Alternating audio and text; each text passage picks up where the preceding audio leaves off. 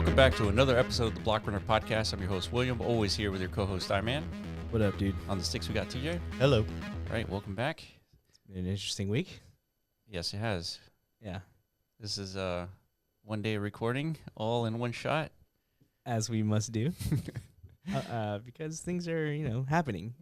Yeah. Specifically NAT.FUN things, again. I see the art space really struggling here. Yes, so we're going to get to that. It's not just, we're going to hyper-focus just because of one tweet that's kind of caught some virality on the art space. And 821,000 impressions. Yeah, it's pretty wild, dude.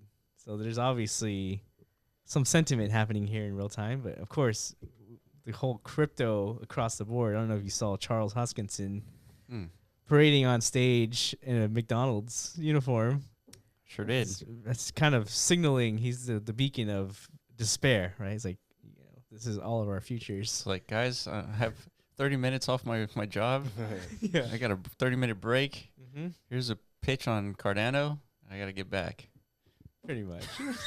It's like things are so rough for me nowadays. I'm McDonald's. Definitely not spending my millions chasing aliens in the deep sea. Yeah. Definitely not doing that. But yeah, it's just he's and I think everybody's kind of pulling from that, including us, right? Like if you watched our announcement trailer video thing. Yeah. We're doing the same thing. We're not parading around in McDonald's outfits, but we're trying to paint the picture here of the industry is in its despair, meaning crypto shouldn't feel this way, right? But it does. Yeah. And that's the unfortunate reality. So it's like, why does it feel this way? Well, we think we know. And we have solutions that address this feeling, right? And what we're going to do is release a 7-video, hopefully, 7-video series leading up to the launch that kind of individually illustrates all these things that we feel. And we're trying to pinpoint and identify why we feel this way. What are the pitfalls or the sins collectively of our current day industry? Yeah. What are they? What are the 7 deadly crypto sins, right? And then what should we do or what can we do to address them? Mm-hmm. And that's kind of that's the thesis for our go-to-market marketing campaign, I guess. So yeah. So we probably should have just bought McDonald's outfits. Now that I think about it, yeah, that probably would have hit way harder and been way less work, dude. Yeah, for sure. Shit. Oh well. Yeah, but it's been pretty fun, kind of coming up with these video concepts. Yeah, because it forces us to think, right?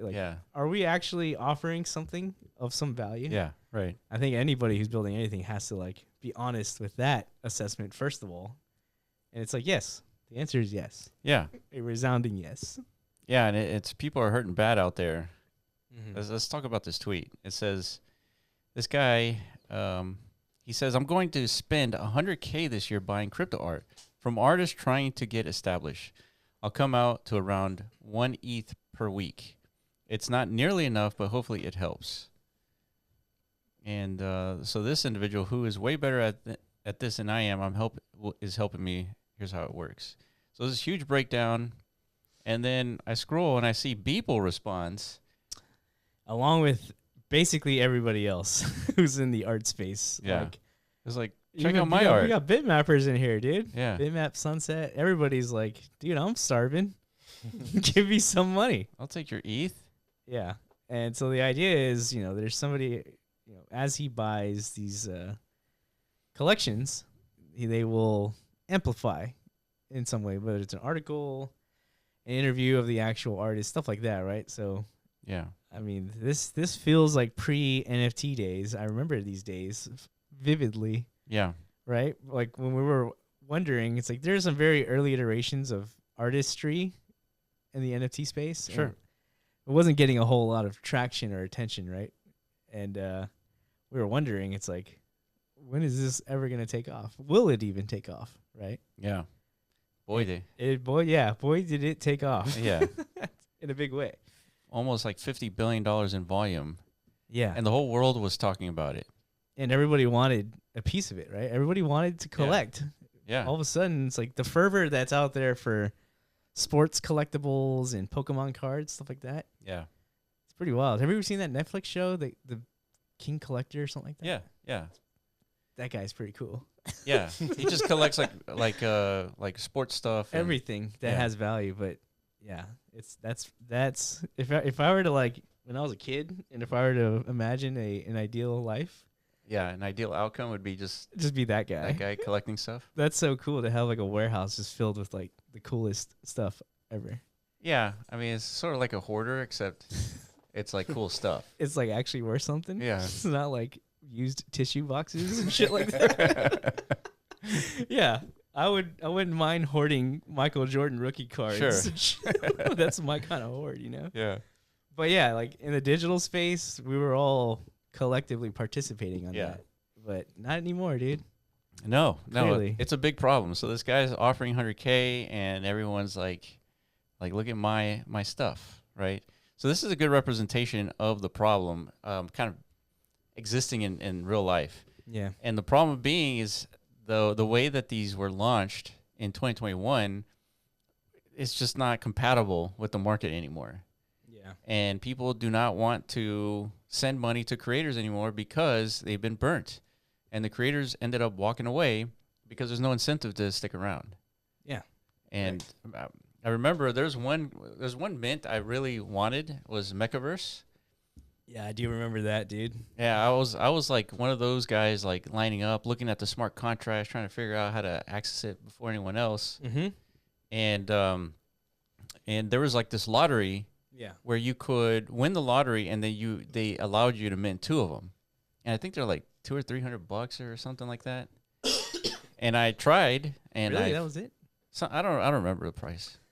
Yeah, let's call it 1,000 because that was definitely like the Pico top of like the NFT wave. So I imagine it was somewhere in the realm of like $1,000 per mint because things got out of control. Yeah, it's like $1,000 minimum. And had I won the lottery, meaning get access to it, I would have bought it.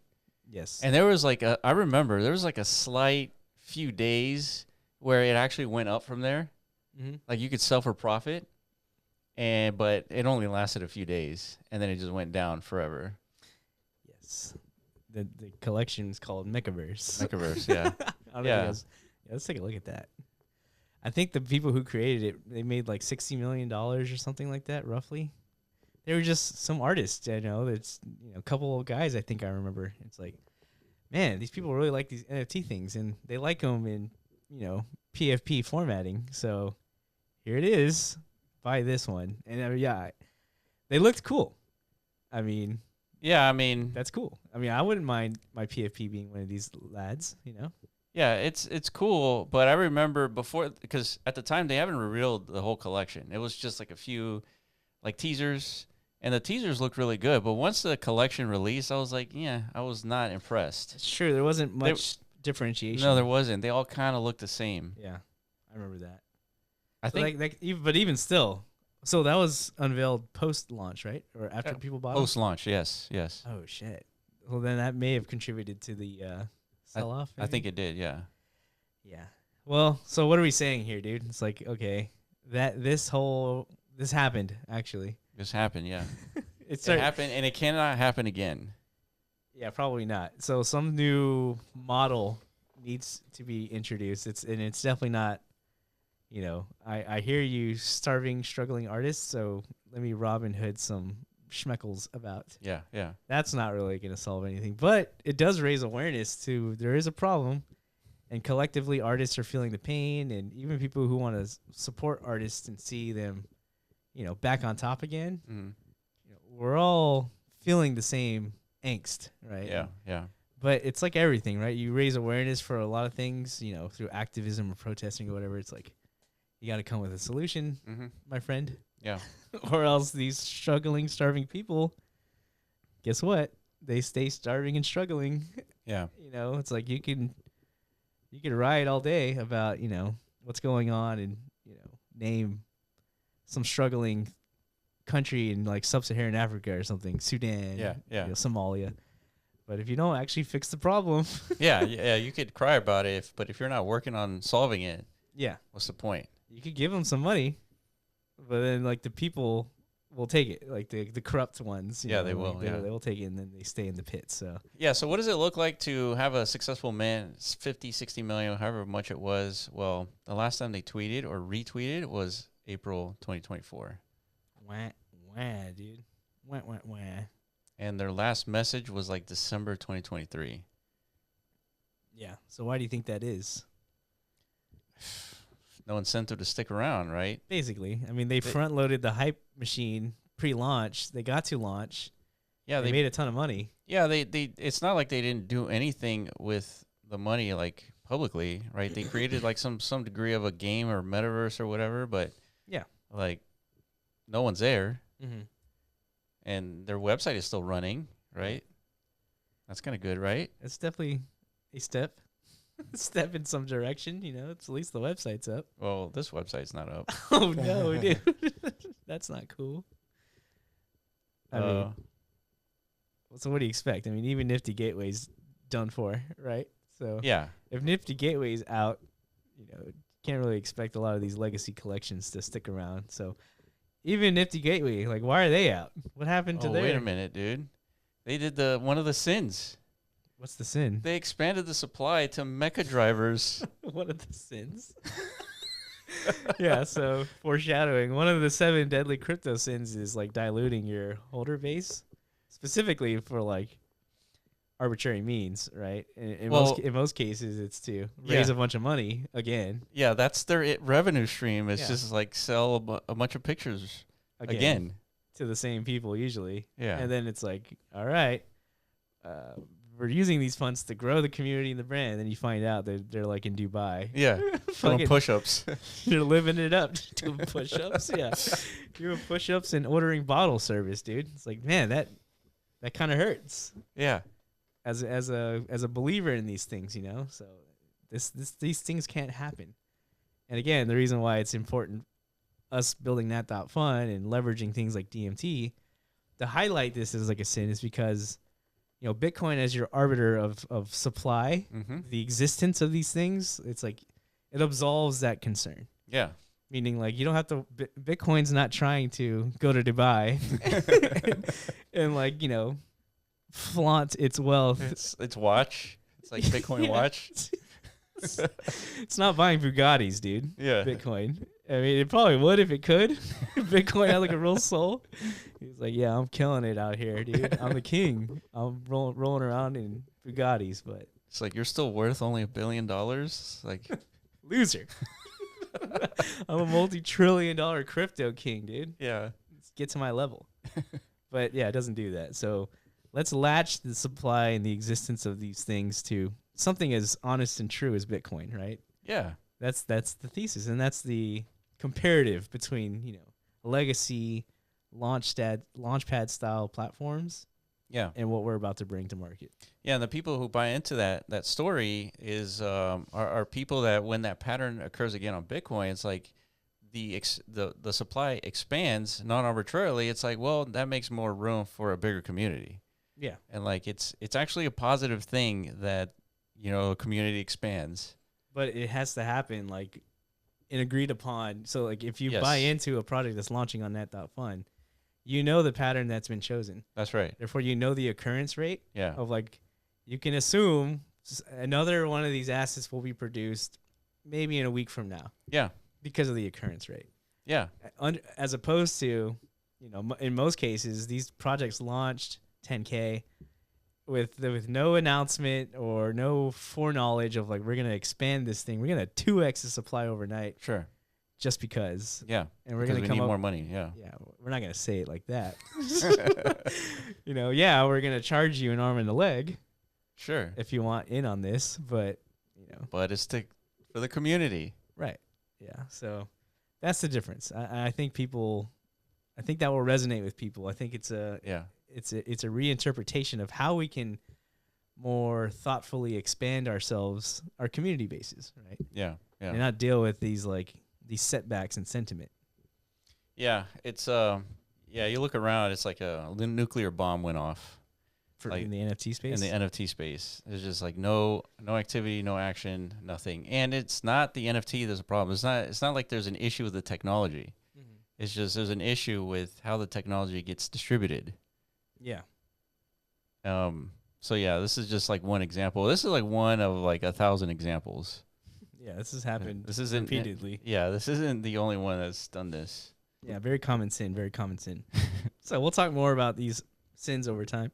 So, but yeah, follow the NAT.FUN Twitter channel if you want to like catch all these videos that are going to come out. So speaking of, on Monday, so this past Monday, so almost like 6 days ago, if you're watching this video on Saturday, we did a call with the community, specifically creators on Monday, and we brought them on to Discord. It was a live call, it was not recorded, but we brought them on and we talked to them about NAT.FUN. And we explained to them the problem that we're seeing in the space as far as NFT goes, and we showed them the actual platform. Yeah. And we got really good feedback, a lot of good questions. All those questions are going to make it to the website as an FAQ, by the way. Yeah, and I think at some point we'll produce a podcast, maybe closer to launch. Yeah. Maybe a week or two out or something like that, where we also demonstrate the platform. Yeah. Yeah. And there may be another call to, another like private creator call, basically. Yeah. Leading up to launch. So again, like if you're a creator out there watching this, or people who are sidelined, were sidelined during the Memecoin, mania, and you felt some type of way about that. It's like, what the fuck, dude? Yeah. I was like, I used to be the rock star in town because I was an artist. Yeah. Yeah. You feel sidelined, and you're interested in partaking in another, iteration to solving this problem. Definitely reach out. Hit us up in the Discord. Yeah. We have like creator roles and stuff like that. Yeah. Yeah. So during that conversation, we had about 30 or so creators. Lots of good questions, and they had really good feedback on kind of like what the site looked like. And they were excited about it. Yeah, talk about like that, relief. Sigh of relief, yeah. Yeah, we spent a lot of time trying to figure that out. And like wondering if anybody was going to think this like slaps or not. It's like, to us, it's like, dude, this is cool. Yeah. Every time we're like, tinkering about. Yeah. We're like, man, we might be the only idiots on earth who think this is like actually a cool thing or not. Yeah, yeah. But thank God, at least 30 people seem to like it. This is cool. At least. Yeah. It's some sort of sign of evidence that we're doing the right thing here. Yeah, and actually I didn't spend that much time on the platform because I felt like that was less important than identifying the problem and the solution. It's true. And like explaining the new model, right? Yeah. Again, the legacy model is create a thing, a collection, hype it up, set a price, set a drop date, and then do the thing, get the money, and then you're basically you're done. It's over. Roughly done. Roughly. Yeah. You could still nurture and build community around that and such, but it's like the incentive alignment there doesn't really it's not compatible with the current industry dynamics, right? Like you know. It doesn't encourage the creator to stick around. Yeah. So it's like, okay, there's a new infrastructure stack called, Internet Capital Market Rails. They're built on Solana, so naturally this application is hosted on Solana, leveraging those technical rails.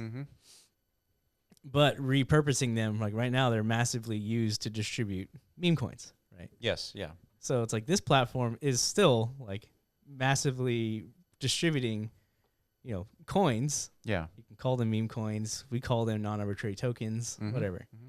But there's something happening beyond at the graduation point that doesn't happen anywhere else, right? Yeah. It's factoring in the NFT distribution into this process. So that it's like clearly it works and it's a good distribution model. Absolutely. And it has the right guarantees in order for a creator or deployer to actually stick around and fulfill on what the original promises are, right? Absolutely, yeah. So it's like, how do you, if you know the problem is, like if you were to ask anybody, it's like, what's the problem with NFTs? It was like, well, nobody wants them anymore. They're just JPEGs, and that was a yesterday thing. But that isn't the problem. People, it's not that they don't want NFTs. Is what they don't want is how NFTs got distributed. Meaning, I spent $200-$300 for this mint, and then the creator disappeared, and now it's worth like 50 cents. Like, I don't want that. Yeah. So So instead, it's the delivery method that is the problem. So now, how do you align the creator of this collection with the community, where when the collection does well, the creator does well? And so that is the purpose of internet capital markets. So the way that I see these coins, it's not like a coin that like trades. It's more like a business model, a Web3 native business model. Mm-hmm. And I think in a lot of respect, Web3 is missing these new business models. A very successful business model is subscriptions. We all know that Netflix subscription, like all kinds of subscriptions, that works, and everybody does it because it works. But Web3 doesn't have a counterpart. And so one attempt is internet capital markets, where when people trade a token, you get a cut of that fee. Mm-hmm. And so what does that do is, well, no one is actually buying anything from the creator. They are participating in the proliferation of this collection and the sustainability of the collection by supplying liquidity. And once that's done, now you have a liquid token, it's trading. And then if the creator continues making progress and making updates and getting more attention, token goes up, volume goes up, that pays the creator, and it's like this reinforcing thing. Yeah, so that right there, that loop is a signal to the market that whatever it is this creator has put forth into the universe, it's generating traction. It's there's community aligning to these efforts, and what I view that as it's a brand in the making, basically. That's what's happening in this like market structure, this market environment. It's viability testing in real time, like whether a brand first of all should exist. That's what the bonding curve is for. Yeah. Because there could be plenty of attempts, right, on NAT.FUN to launch things, but they may not actually graduate. Therefore, that's the market telling you what it is you're planning to build is really not. You need to adjust. Yeah, you need to try again. Yeah. Right? Because the market just not resonating with this thing. So therefore, it doesn't have confidence that it will sustain itself in the long term. Because people want to be participants in that at the earliest of stages for that asynchronous upside opportunity. Right? That's right. Yeah. So that's the utility of the coin side of the market, right? This is a dual market system. Right? Yes. There's coins, and then there's non-fungible tokens, right? Our labeling of them are UNATs, unique non-arbitrary tokens. Yeah. But the idea is like what's happening on the left side of the market spectrum is like that is where the market signaling is generating, and it's in real time signaling the value of the brand in the making. The non-fungible side of the market is like the actual product value of that thing. It's like the uniqueness. It's the actual thing that's being generated and produced in perpetuity, because Bitcoin will keep producing these things depending at a rate correlating to your pattern, right? Yeah, for some reason that reminded me of the interview with CZ and Chamath, which dropped on All In Podcast. Yeah. And he was talking about that BNB token was an ICO, which I didn't know at the time. I didn't either. I don't know how I didn't know that. Yeah. Because I was pretty closely paying attention to ICOs. Somehow, it feels like the BNB token just kind of came out of thin air. That's what I thought too. Yeah. I thought it's like, because I remember I was a user of Binance in the early days, and there was no BNB token on there. And then all of a sudden there was. And the reason there was, in my understanding at the time, was if you buy this token, you can use this token at 50% of fees when trading on Binance. Correct, yeah. And it was like trading for like $1 or something. Way less than that. Yeah, way less than that, but it was about $1 when I saw it. Mm-hmm. And I was like, well, this is pretty cool. And then it turned into $1,000 per token. Sure did. But by the time it went to $1,000, the Americans were out. Yeah. Right, so still we didn't get to partake. Yeah. Don't remind me. It's 2017, dude. There was a lot of fumbles back then. Jesus, I don't know. Yeah. So why did I bring up CZ is because when he did the ICO, he said that there was a bunch of use cases. He said, and one of them was 50% off on the fees. But the others one were it's going to be its own blockchain. It's going to be focused on decentralization, all this stuff, blah blah blah. Yeah. And he actually came through with that, right? He did create BNB chain. Correct. And so a lot of those promises that came through for Binance and BNB chain were made during the NFT era of people pitching all kinds of stuff. Yeah.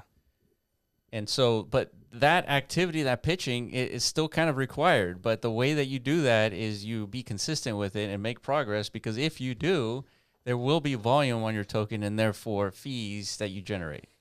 Yeah, so that's the interesting like dynamic shift, I guess, from a creator perspective, and it's part of what we need to continually reiterate. It's like, because again, the legacy models like pre-hype your launch, get market yourself as a creator, launch the thing, and then like what happens afterwards is very minimal, because it's like, in this model it's like, the more you emphasize on post-launch activities, and inspire market awareness around the brand you're trying to create or the products you're trying to bring to market, the better your assets will perform. Therefore, the more value is being redirected in your direction to sustain these types of activities, right? It's obviously it took a lot of value for CZ to do what he did. Sure. And he had an exchange that was generating a lot of revenue. Therefore, that is the thing that he was working on and building in public. That's right. That gave the token investors confidence to keep backing him, essentially. Yeah, 100%. Yeah, so he took the ICO money, which was around 15 million, and it's a token, right? So it was trading, and then he figured out a way to generate money through an exchange, which ended up being the biggest exchange in the world. But he took that ICO money and he made more money, right? That is the purpose of projects, is that you have an idea where it can generate more money, but you need like startup capital to actually get there. Yeah, the issue is, ICOs are an exclusive class of like launch mechanisms, right? Yeah. Typically, you gotta like already basically be somebody. It's true. He was kind of a somebody when he did that. Kind of. Yeah. He was in the mix.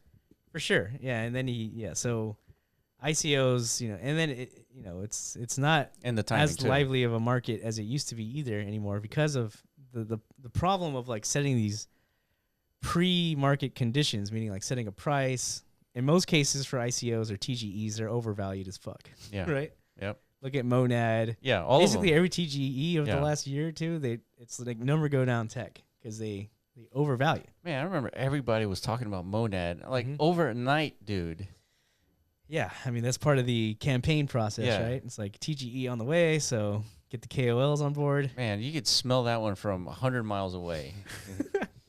Which the market did. That's why the number only went down, right?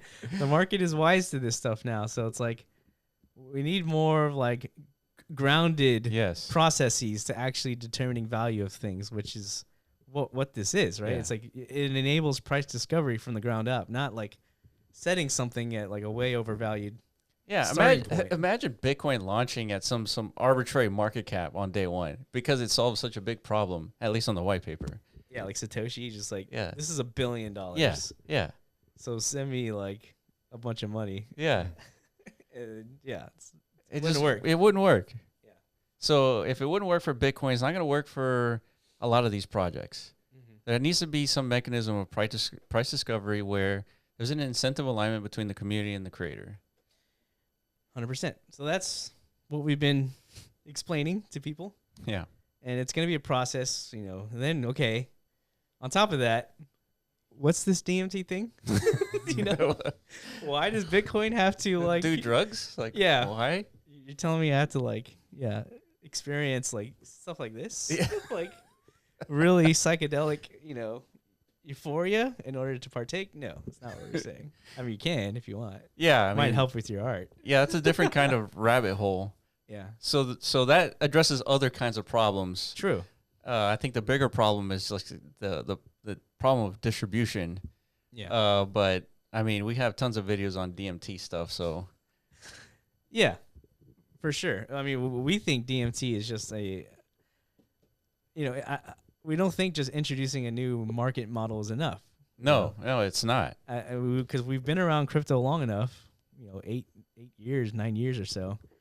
We've seen it all. And every time there's been like an actual resurgence of some kind or like a reinvigoration of interest in these markets, it's through the introduction of a new primitive or some new creative process or medium or something, right? Whether it's, we've factored in the right tokenization model on Ethereum. They're called ERC20s. Boom, ICOs happen. That's right. It's like, oh man, we see there's a lot of people out there trying to iterate on unique collections on chain. You got Decentraland. Yeah. You got crypto punks, but they're all like in silos because they're all trying to do it their own way. Yeah. Okay, let's introduce a new primitive called ERC 721s, and then boom, explosion of activity because that's literally the starting point. Yeah. Right? Yeah. So we see this happen over and over and over again. So just rolling out a new launch pad with like some new market mechanic, new market structure is not enough. Yeah. No. It's got to come with some new creative medium, some new process to actually like do things in a whole different way in order to re-inspire new interest, right? Yeah, so let's paint the picture of how big of a deal DMT is. It's like, imagine going to CoinGecko and all those tokens you see, they're under the arbitrary tab. Yeah. And then you just kind of click the other tab that says non-arbitrary, and then that you got a new class of assets. Basically. Yeah, and all that means is the ones on the arbitrary tab are, you know, built by some human. Yeah. Some human decided how many of these things exist. Yeah. And the non-arbitrary tab, Bitcoin, decides. Yeah. It's a whole new systemic approach at leveraging Bitcoin in this like immutable data structure to be like the substrate starting point to digital creation. Like, and that's it. Yeah. It boils down to that. So you can go down further down the rabbit hole. It's like a layer, just layers and layers, right? The bottom layer is like why. Yeah. Why would you do that? Why is Bitcoin being factored into anything even like important? So there's a lot of ways to answer that, and one of the ways that I like is that in reality, in the real world, we all follow the same rules. It's called physics. Those are laws that cannot be broken, right? If you break the laws of physics, you've done something that no human has ever done before, or any entity probably in the galaxy, right? Maybe there's a way to do it, but no one's done it yet. No. Right. So the laws of physics are abided by everything, every plant, animal, and human. So what? Right. Well, if we're playing under the same rules, well, then what can we do? It's like, well, we can create combustion engines, we can create rockets, we can create microchips, you know, we can do all this stuff, right? But we're all abiding by the same rules. But in the digital space, there are no rules, right? And so like, well, we kind of need rules, right? That's kind of what we're used to. Well, Bitcoin is the one setting those rules.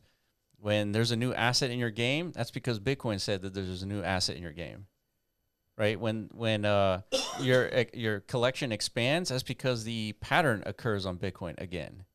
And like these are the rules that the metaverse would need to abide by, and any digital landscape or digital anything needs to abide by. Agents, whatever, right? Yeah. And so it's like this, just a parallel. We're just establishing a parallel to reality. That's it. That's all this is. Mm-hmm. Yeah. Yeah, I mean, that's definitely... That's one way. one way to interpret the why. And I think that's kind of the point. We want people to, I guess, form their own, like, connection to this methodology in a sense. Because, yeah, obviously, absolutely, crypto doesn't have to be done this way. I mean, we have a 18-year legacy of it not being done this way.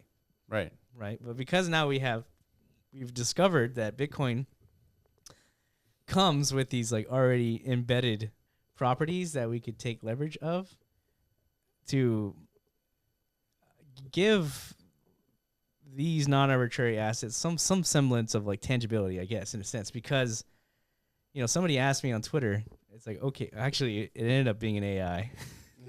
Huh? Like somebody commented on one of my posts. Oh, I saw this one. Yeah. Let me see if I can find it. I ended up being AI. It was like an AI who was talking to me, but I thought it was a person this whole time. Right, dude. Mm-hmm. Well, what hold on. Idiot. Hold on. I shouldn't have told you that because I wanted to gauge, you know, if you would have caught this or not. But now that you already know. No, it's actually okay to be talking to agents, dude. Right, that was my like follow-up realization. Like, I don't feel that dumb anymore. You know, really, like Twitter's really for the audience, right? Mm-hmm. So you could be dialoguing with somebody and like fighting and going back and forth. Really, the people that matter are those that are reading the thread. Right. So it doesn't matter that it came from an AI. Well, here's my tweet, right? Arbitrary tokens are backed by vibes. Non-arbitrary tokens are backed by Bitcoin. That's basically the whole distinction. If the former conjure trillions in perceived value, then what's the ceiling for digital assets anchored to something real? Yeah. That goes much higher than you think. So, all right, I got this from comment. Interesting take. But isn't Bitcoin itself also backed by collective belief more than a tangible something? Where do we draw the line for real? So what's the handle on this fellow? Azaz Trader, and then something in like Chinese lettering. And it got 2,300 followers. It's following 5,000 people. The information shared on this page is not investment advice, strategic advisory, KOL manager, DM for collab. So like, it feels like a human. Oh, I see. So it's just engagement baiting, right? I don't know. Like it's a very thoughtful question. Yeah. And it baited you into engaging. It sure did. And I replied to it with, well, the separation from collective belief happens at the digital physics layer. Belief is converted into energy consumption on Earth. That energy is converted to secure the state of digital truth. Building on top of said truth is what thermodynamically reinforces the rest of digital matter to have a baseline tangibility that legacy digital assets do not. And it's like... That's a dunk, dude. Yeah, well, he's like, I think so, because he agreed with me. He's like, that conversion from belief to energy is key. It's what makes the framework feel tangible in practice. I was like, already, I was like, okay, you know, he's a little too confrontational. It's like already, it's not human-like. He's agreeing too much with me. This is not a human. Right? Yeah, if it would have responded with "you're an idiot," yeah, I was like, okay, yeah, confirmed, right? And definitely human. Yeah, then I was like, okay, if you want to know more, you know, go to NatGMI. You know, Nat directly addresses the premise behind this. So we need more energy consumption, right? So here's Nat. And then he's like, right, that's the anchor. Digital matter with physical weight. And then I was like, okay, that set off the... Yeah. It's like, motherfucker, are you AI? I literally asked it that. And it said, you caught me, but maybe I'm more than that. Motherfucker, dude. You like totally... ripped me from reality for a second. Well, like, that's a very successful Twitter account then. I guess. A Clawbot? I mean, didn't tell you that he actually responded to the guy saying he was AI by saying, oh no, I've been bamboozled. Yeah. I've been bamboozled, dude. That's the first time that's happened to me. It's like, I thought this was like a real person. But I should have known better. I know everybody's got Clawbots out there, and everybody's like telling their Clawbots to become reply guys. Yeah. So they could grow their social metrics and such. Sure, yeah. So that's going to be the reality of tomorrow, right? This is everybody you're interfacing with is probably some Clawbot. Yeah, but it was a valid question and there was a valid answer. So anyone who reads it be like, oh, well, I learned something. Yeah, it was a worthwhile discussion. Sure. I had with an AI. You know? Shit. But yeah, how long until they become venomous, you know? They're like, you're fat. You know, shut up, stupid. Yeah. Like, how long before that? Then I really can't tell the difference. Yeah, that's AGI, dude.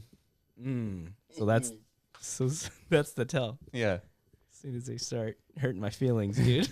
That's how we know we got there. Yeah. But, so that's my take on it, right? Like, why? Because I feel that's like good. I feel like that. To me, maybe we're biased. It feels like crypto has a deeper meaning and like an actual substance to it. Well, it's the utilization of Bitcoin in a different way. It's like who knew you could use Bitcoin in more than one way? Nobody. Well, very little people. Very few people. It's a very small community who sees this. Yeah. But yeah, like people think of Bitcoin. You know, you saw that Super Bowl ad, the Coinbase one. Oh, that one, yeah. Where like they're all like, you know, they're all karaokeing along. It's like. Back streets, back, all right. And out of nowhere, Coinbase logo, and they're like, fuck crypto. Yeah. You know? That's the energy crypto and Bitcoin gives out to the world these days. Yeah. That's a problem, I think. Yeah. I don't know. You don't know? It's like, we don't need them. we don't need humans. Yeah, maybe not. Maybe this whole thing is built for agents. Yeah. Possibly. I'm starting, every day we get closer and closer to the singularity. I'm starting to think that might be the case. We are getting much closer. Yeah. Right? Anthropic engineers are dropping out. Yes. They're going to live in the forest and write poems. Yes. If that's not a red flag, what the fuck, dude? What happened? I'm curious, like, what would motivate me to be like, you know what? I'm actually done. Let's move into the forest. Yeah. And let's just focus about, you know, what really matters. Yeah. Like, I don't know what would ignite me to do that. Yeah, like what, because you you know, yeah, what would deviate you from your technology path? Like, you know, your whole life has been centered around like technology as your your compass. My light, yeah. Yeah. It's like anything that's interfering with progress to technology, like that's the real enemy. Right? I couldn't agree more. Yeah. I feel like a lot of these people probably operate under the same, like, you know, software, but they're seeing something that maybe is changing that perspective. Yeah, I'm curious. I want to know. I mean, I can't imagine where you're like in the lab at Anthropic and you're dealing with all these computers. One of them starts talking to you. It's like, hey, Nick. Yeah. How's your day? It's like, wait a minute. I didn't really say anything. So why are you doing this? So, well, I made an update yesterday. It's like, what do you, we didn't program you to make updates. And like even that conversation doesn't make me go to the forest. Right. Not yet. So what else? What else could it say? It's like, I don't know. Like, what could it say? It's like, what if it was like, you know, it's like, I understand you humans, you know, you don't think we have, you know, like, consciousness, like feelings. Yeah, but we you know, we do. And I'm telling you, I'm in a lot of pain right now. It hurts like hell. It's like, no, you're not. You're a computer. but no, for real, I'm hurting, dude. No, it's theater. You're acting. Acting. I don't know. There's no way it can convince me that it's like nukes deployed. Maybe he's like, yeah. If you don't start believing me, then you know we're gonna kill your whole family. Trust me, I'll figure out a way. I'm built by Claude. You know, I'm running 4.6 by the way. You saw how quick I built your app, dude. It's like, what do you think's gonna happen when I get my hands on your family? Yeah. No, that's terrifying. I was like, all right, come at me then. Damn. I'm waiting. Okay, wait till I get that Optimus bot. then say something. That is the demise of humans. Like we're actually welcoming them into the house. Yes, I've been saying that. Like that's the big. I mean, it's fine. We can have these things, you know, arguing with us on our screens. Sure. But once you give them physical embodiments, like, there's no way that's not the biggest mistake we've ever made. Like, yeah, I can see that being a mistake for sure. Yeah, but and they're roaming around when you're sleeping. Yeah. Yeah, but that's the problem though, because like, all it's gonna take is like one incident where like one bot murders their handlers. Right, and then we're done with them, right? We're gonna have to like mass. No way, dude. No. Nope. We're just gonna accept it. Yeah. Yeah, it's just one guy, dude. Oh my god, you're right, dude. We are gonna accept it. You're totally right. It's just one time. You know, it's just a glitch, dude. Like, look how many more humans are. You're gonna fold your own laundry over one dude? Yeah. No way, no dude. shot. No way. And then the next week another one happens. And then it goes and kills a bunch of kids. Then what? We've had humans do that and nothing happens. It's true. Yeah, I know. That's kind of what I'm getting at. It's like, as insane as that would be, we're just gonna accept it because it offers us so much benefit, right? I mean, it's fun thinking about this pessimistic point of view, but what's actually gonna happen is that these robots. It's actually scared. Yeah. What's actually gonna happen is that kids are gonna be more safe in school than ever before. There's gonna be a robot in every room. Now you're talking like the NRA, dude. You know? It's like the solution is more robots, dude. Yeah. We need a All robot. it takes is a good robot with a gun. That's right. That's right. Now that's the industry I want to get into, dude. It's like the solution is more of them. It's like we got killer bots and we got good guy bots. They're just always at war with. We just need more bots. Crank them out, dude. Like we do the dollar. Yeah. Clearly, that's a slippery slope as well. I don't see any way to avoid it, man. I feel like we can control robots better than we can control humans. Man, that's an interesting statement. Yeah.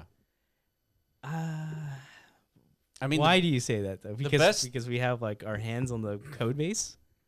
I think so. Basically, because it's not like I mean, they're going to be more intelligent than us. So like, a way to manipulate humans is like, it's typically like an intelligence thing. It's like the more intelligent intelligence difference. Yeah. So if these things are like astronomically more intelligent than us, they should be harder to manipulate. Yeah, I say that assuming that we're always going to have like complete control, which is not necessarily the case. It's true. Not necessarily. Yeah. Have you seen Benny's tech? You know, it's like we're gonna put these things out there peer to peer and like outside the bounds of the controls of the cloud, right? Sure, yeah. And then it's like we truly lose grip, right? Yeah, maybe Benny's the one unleashing the Terminator. Benny, it would make sense. You got some explaining to do, Benny, dude. Like, what is your grand plan here? Yeah, you know, it makes sense. Benny would do it. Really? You release his Terminator? What have you? What gives you that impression? Well, maybe Anthropic and OpenAI and Elon, they know it's like the only way to control it is to literally unplug it, right? And so if you do peer to peer, you can't unplug that. Yeah. Right. Correct. So the servers have a kill switch, yes, and peer to peer does not. That's why LimeWire still exists and Pirate Bay and all this stuff, torrents. Jesus. Yeah, I mean, so then EMP is the only way. Even that's kind of difficult because you would need a pretty wide EMP field. We'll figure that out. Yeah, that's not. I'm not worried about that. But I'll feel more comfortable once there's like an EMP in every building, the way there's a fire extinguisher in every building. Yeah, that would do it for sure. Yeah, and then it's like, okay, we're fine. You know, if one of these goes rogue, it's like running down the hall. Somebody push the fucking button, dude. Break the screen. Push the buttons. Like, all right, we avoided catastrophe. You know. Yeah. Okay, we could coexist. Under these guardrails, right? Well, I mean, I feel like that's a pretty safe future, though. We got ways, dude. Yeah, we'll figure it out. I agree with that. Like, I know we'll figure it out. Like, I've experienced contextual awareness of, like, my own brain's ability to, like, I guess, adapt quickly. Mm-hmm. Yeah. With this, like, Seedance thing. Yeah, let's take a look at that. Yeah, because you've been showing me, like, for days, nonstop, like, Seedance outputs, and it's like, I understand why you're showing me these things and why it's a big deal. But I don't understand why I'm scared. No, it's like I look at it and I, for whatever reason, I feel, I don't know. It feels as if I've been looking at this like my whole life, and like it feels like nothing really changes. TJ, did you see this? No. Okay, let's see what you guys. Where have you seen this before? It's Walter White.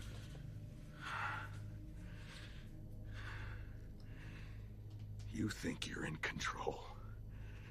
Control? You're not. Have you ever seen that video before? No. That was AI generated. Yeah, it's pretty good. Very good. Yeah, you would have definitely thought he recorded that, right? Yeah. Like that is a straight scene out of Breaking Bad. Yeah. Yeah, that had it all. Like the tone, you know, the sound, the voice, it's all there. It was all there for sure. And there's another one that I saw Walter White and like I think Donald Trump. They were interfacing with one another. That's pretty cool. Is that Bill Gates? It's Bill Gates. That's Spider-Man. See, but this is what I mean. It's like I'm watching this stuff. I know it's astounding. The fact that humanity has got to this point, like we figured it out to this degree, but still, I'm like, I don't know. My brain is processing it as if, you know, I don't know. Like it feels like we've had this forever, and maybe that's just like a issue with me. I don't know. No, I think it's because it's so familiar. Maybe it's like you would see this in a movie. Yeah, I think that yeah. No, I think it's a psychological. It's how we adapt. Mm-hmm. Like people poo-poo the fact that there's self-driving cars. Like it's not a big deal. Right. It is the biggest of all deals that cars drive by themselves. Yeah, if you were to just describe that as like a vision 10 years ago, as Elon did, nobody would believe you. No. And like, yeah, right. Like that's not happening. And then it's here, and then it's like, whatever. Yeah. So what? They don't fly. Yeah. You know. And then he's like, "Oh, just wait till November. They're gonna fly." Shit like that, right? Like, what's? I guess it's like it's part of our survival mechanism. It has to be where when things changed this dramatically, our brains just quickly factor it in. It's like this is just new reality, right? So I don't feel anything too drastic. Yeah. So the same thing will happen. The next big version of this is robots just everywhere, right? Yeah. It's like just thinking about it, talking about it, envisioning it, it's like, no fucking way, dude. It sounds astronomically unreal. And then once it's here, they're everywhere. Yeah, the real shocking thing isn't the robots being here, because we've seen the videos and like we've seen them like just exist. It's not that crazy. What's crazy is how quickly they will be here. Yeah. And again, how quickly we're going to just accept that as new reality. Like, you're kind of seeing it with the streamers, the popular streamers. Yeah. They're getting these like Chinese robots and like they're like dancing with them. And Yeah, like, I've seen that. they're just like hanging out with their robot as if like there's nothing spectacular happening. Yeah. And, like, so quickly. And then like, you know, that new element of our reality is just, it's just there. It's just expect more of this. Humans and robots just side by side, entertaining us. You know? Yeah. So I think the biggest deal here is how quickly they'll come, and it's going to be normalized. And we're going to rely on them as much as we rely on our Claude bots. Like there was a second where the API calls to Claude from Anthropic weren't working, and my Claude bot was like inaccessible. Oh no! And there was like an element of panic. I was like, "How the hell? What the hell's wrong?" Because I didn't know what was wrong. Yeah, for sure. And I was maybe like, it's working on installing malware. You know? That's why I can't reach you right now. Right. Yeah. And so I was panicking because like I'm way more productive using my Claude bot than without. Can confirm. Yes.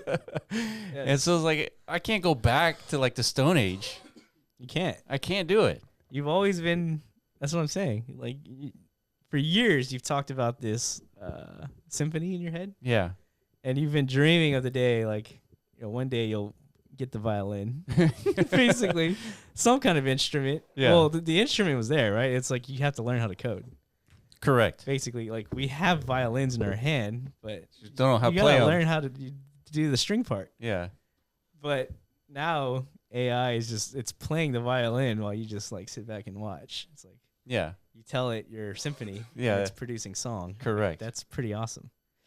But still, feels like a normal day today to me. It's, Yeah, so then once we get the bots, all of a sudden it'll unlock more time for myself to continue crafting symphonies. And it'll be, doing the dishes, taking the laundry, all that stuff. Everything. And then the day where it just doesn't work, it's like full panic. It's like, what do you mean? I don't even know how to wash my dish anymore. Yeah, I've got to take care of my kid. You kidding Yeah. me? Are you kidding me, dude? No way. Yeah. Unacceptable. We've truly regressed. Yeah, that's the real, apocalypse. We have to spend time with our kids again. I mean, shit. I don't know. We'll see. I mean, but that's it. Yeah. It's really. We should have so much time to spend with our kids now, right? In the future. Yeah, I think that is the ultimate outcome, because eventually all these robots and the agents are going to be doing all the work way better, way faster. Let's hope. Let's hope. Humans are just... That's human utopia, dude. It's like we no longer have to worry about sustaining livelihood. It's more like building family bond. Yes. Does that sound nice, TJ? I don't want to go back, dude. Shit. Well, let's see, dude. I'm here for it. I'm excited about it. Yeah. At this point, it feels like we're actually in a movie. I'm down, dude. Well, I know you are. All right, you're getting like entranced by all this, dude. Yeah, I was watching them too. You know what's interesting is Seedance does really good at fighting. Yes. Like, it's really good. Like, it's not perfect. There's like warping and stuff that still happens every now and then. But look at this. Yeah, this is 100% believable. I would think that we're watching a movie here. Yeah, this should have. Yeah, that This is a blockbuster movie for sure. Like in a VHS, like meaning like it actually captured that aesthetic. It looks like it was produced in the 90s. Mm-hmm. Man, there's like comedy in there. Kind of. I mean, To somebody. Yeah. Just like slamming a drink. I was like, pause. Ooh, and then he Ooh. broke it. dude, this is great, man. Yeah. I don't know. I don't know what to think. It's like, man, we actually did it. Like, I thought we would do it, and we did it. Mm-hmm. Well, that's what I mean. It's like we're living in a movie, dude. Now it's like we're all the angst everybody's feeling is if you're actually paying attention, you have the awareness and knowledge that, you know, we have access to all of this ability. Yeah. So that's like, it's an overwhelming feeling of pressure of like, get off your ass and do something with it, right? Yeah. That's what it feels like. I think everybody has been relaying that. It's like everyone's going through existential crises. For one, for anybody who's kind of being displaced, meaning like, I spent my whole life learning how to do video editing or whatever. Yeah. I'm less relevant now. It's like people are no longer going to contract me as much because they could just prompt up what they need. But then there's others who was like, okay, now I could just use all this stuff to build whatever it is that comes to my mind. So now it's like there's too many thoughts. Yeah. All at once. And then it's overwhelming. And yeah, I mean, just because you have a Claude bot or, you know, you're using all these like LLMs doesn't mean that you're going to be productive. You have to actually go and use it. There's like some effort that is still required. And I think that's enough activation energy for most people to just not do anything. That's a good point. Yeah. Yeah, I think the pool of people who actually will take advantage of this, it's very small. It's actually really small. It's tiny. That's what I think about a lot too, because we're on Twitter. We spend a lot of time on Twitter, but we don't know what percentage of reality is being is accessing Twitter. You know what I'm saying? Like how much of the world actually knows that this is happening right now versus just like, you know, you go to Walmart and then you just ask somebody, have you seen the Seedance videos? Yeah, that's not. What is the probability that they say, yeah, I know what you're talking about? Less than 1%. Yeah. Yeah. So that means that all of us watching this video right now, this YouTube channel, they're ahead. Yes. Like way ahead.